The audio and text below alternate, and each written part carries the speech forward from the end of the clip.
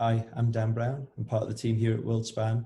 Got a short video for you taking you through how to set up Zoom to record, a short presentation for you. So let's get started. First of all, my email address is on the start of this presentation, dan.brown@worldspan.co.uk. If you do have any further problems, feel free to drop me a line and we'll do our best to help you. In the video, we're just going to cover location of where you're filming, the positioning of the camera, go through some of the basic lighting, audio, presenting with slides, and setting up the Zoom itself. So location, what to consider. There's a few of the not so great options on the right hand side. But first of all, just consider where you are in the building. A lot of us will be doing these from home. So how busy is the room? Is there a part of the house where you can separate yourself from the rest of the family or everyone else in the building, just to create a calm and quiet environment to record. Background noise, the room we're in today is pretty quiet, which is ideal.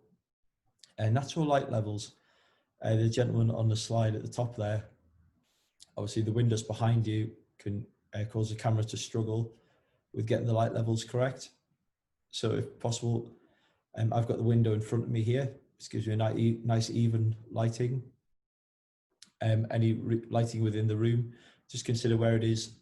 You want it to be in front of you so it's shining on your face and not causing you any strange shadows across your face. The background, again, just go for plain if possible, not too busy, like the bearded gentleman in the slide. You don't want loads of things in the background. Just keep it nice and simple, keeping the focus on yourself and the presentation content that you have. I've already mentioned there the sunlight, just make sure it's in front of you, not behind you. It helps the camera deal with your with the light on you. No clocks. Hopefully we'll get through this presentation and your presentation all in one. But if you do stumble or forget a bit or have to go back, don't worry about it. Just clearly say it on the video. We can edit up to that point. But if there's clocks behind you, obviously the clocks are going to be jumping time. So if you can remove any clocks, it just keeps it a little simpler. Setting up the Zoom. When you open Zoom, the settings button is in the top right-hand corner. It's a small cog. If you click that, the first option we're going to look at is video. So check the video settings are correct. First of all, check the right cameras there. You should see a nice picture of yourself. You can use this to make sure the camera's in the right place and check what's in the background of the shot. If you just check it's on 16:9, some cameras use slightly different ratios, but if we keep it all 16:9, it'll help everything look uniform across the event. Enable HD. We want to see all the detail in your face. And talking about the face, there is an option to touch up the appearance. It smooths out some of the wrinkles. I haven't used it today. This is all natural, but I'll use it to your discretion if you want to use that. Correct the camera position. Obviously, normally when we work on our laptops, we have them on the desk, but it can give us a bit of a hunched over posture. We want to be nice and open to the delegates at home. Also, leaning over the camera can give you some not great positions up the nose and just the top of your head and things like that. So ideally, let's not do this. Just raise the camera up. You want the camera, which is obviously at the top of the screen, to be in line with your eyes, help you to sit upright and present a bit smoother. As you can see there, I've used a selection of pans to put my laptop on. Doesn't matter what you use, just try and raise the camera up so it's at the right level. It'll give you a bit more of a direct front view. Center your head and shoulders. I'm sure these views are not new to anyone who's used Zoom or any kind of online meeting software. Up the nose or not quite in shot. Just think about what you want to see. Make sure you got your head and shoulders. Make sure you got a bit of space above your head. You don't want to be cutting off the top of your head. Just nice and central to the shot, and nice and easy. As I've mentioned a few times, just try and keep the window out the back of the shot. As you can see, in this shot, the patio doors are visible on the left-hand side, and it's just caught, giving the camera a bit of a challenge with exposure. So the right-hand side of my face is dark, whereas the window is massively overexposed. You want the camera to be able to deal with one light level as best as possible.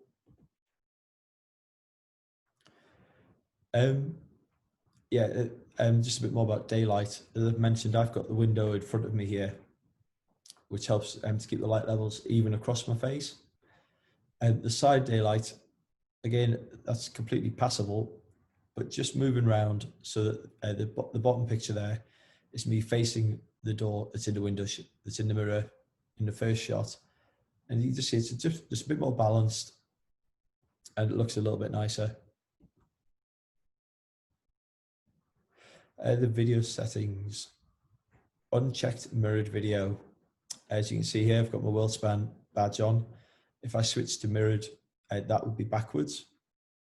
The mirrored, it makes you look a bit strange in the shot because you're used to seeing yourself in a mirror, which I believe is why the mirrored option is there. So you feel like you look like you think you look. But just make sure that you've unmirrored it. If you have any logos with words on, something in the background with text, or if you want to share something like I'm there on my phone, just consider unmirroring the camera. That won't affect, by the way, sorry, just unmirroring the video won't affect the slides. It's just everything that's in this camera picture. Okay, I'll move on to the audio briefly. Most of these settings should be, I just set up as standard, but it's worth just checking them before you record a half-hour session. I have to go back through it. Check the speakers are correct. I'm using some headphones on this.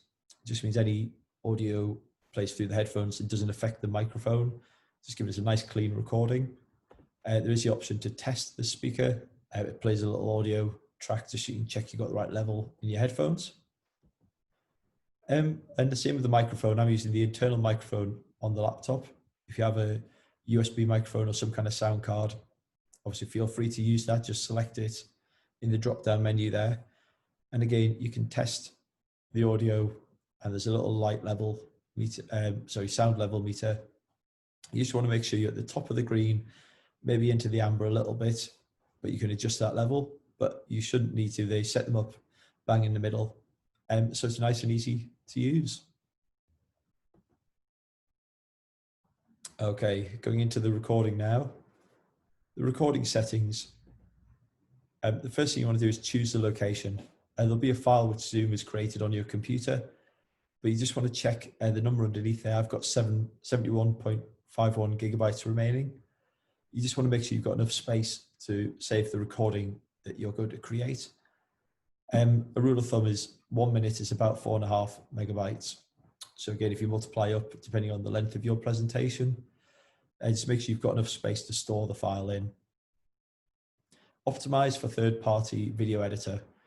Obviously, you're going to be sending the video to us and we will top and tail it, we call it. Just put a slide in the middle, at the start and at the end, and just edit out any mistakes made.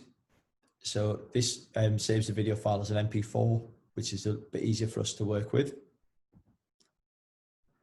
And record video during screen sharing. Obviously, we want to record the slides and the presentation. So just make sure that's selected. And place the video next to the shared screen in the recording. Don't select that. That then gives you two screens next to each other. But this is the look that we're going for on the event. So to keep everyone in the same format, if you could unselect that, that'd be great. Time to start recording. So once you've got all your settings sorted, you start a new meeting. And then at the bottom of the screen, you'll have a record button. When you're ready, start recording. And give a few seconds before you start speaking and presenting. It just gives you a chance to get a nice neat editing in and fade in nicely. If you're screen sharing your slides, consider doing your intro without the slides full screen. and then you'll be able to start the screen sharing, which we'll go over in the next slide, but we'll be able to edit that nicely. So again, go into screen sharing mode, give it a second, and then start presenting. It just helps us tidy up the final video. Just a little bit about screen sharing. If you have slides to screen, if you can match your settings to the ones on the screen there, and the side-by-side mode is the important one. That gives you this small window in the top corner with the slides in the main screen. Okay, screen sharing. If you have a presentation to share, screen sharing is how we do this. To open the screen sharing, you click the green screen sharing button at the bottom. Once you've pressed it, you won't be able to access the record button, but start recording, open your presentation. When you're ready again, give us a few seconds of smiling silence and then start your presentation. Just give us a clean edit point for working with a video file later. Once you've clicked that button, you will be presented with the screen sharing window. Select the presentation software you're using. Rather than using the desktop, if you use just that presentation software, it'll show you just what happens in that window. Any emails or pop-up or calls won't be recorded. It'll just be what's shown in that presentation software. The share computer sound is also important if you've got videos in your presentation. If you don't have any audio, don't worry about it. But yeah, you just want to record the computer sound if you've got videos to play. And this is what you should end up with. I'm covering up the video myself, but the slides and then the picture in the corner. Just a little bit about playing video. Try to use local files if at all possible. It just helps them play a bit smoother. If you have YouTube videos that you're playing, when you're presenting, just get them loaded up on the screen. Again, give us a little bit of silence as an edit point, and then you'll be able to present over the video. You're just at the mercy of your internet connection regarding playing online videos, so just consider that into your presentation. The audio will play through the laptop, so if possible, use your headphones. It just helps keep the audio recording clean, and the video sound will play through your headphones. This is just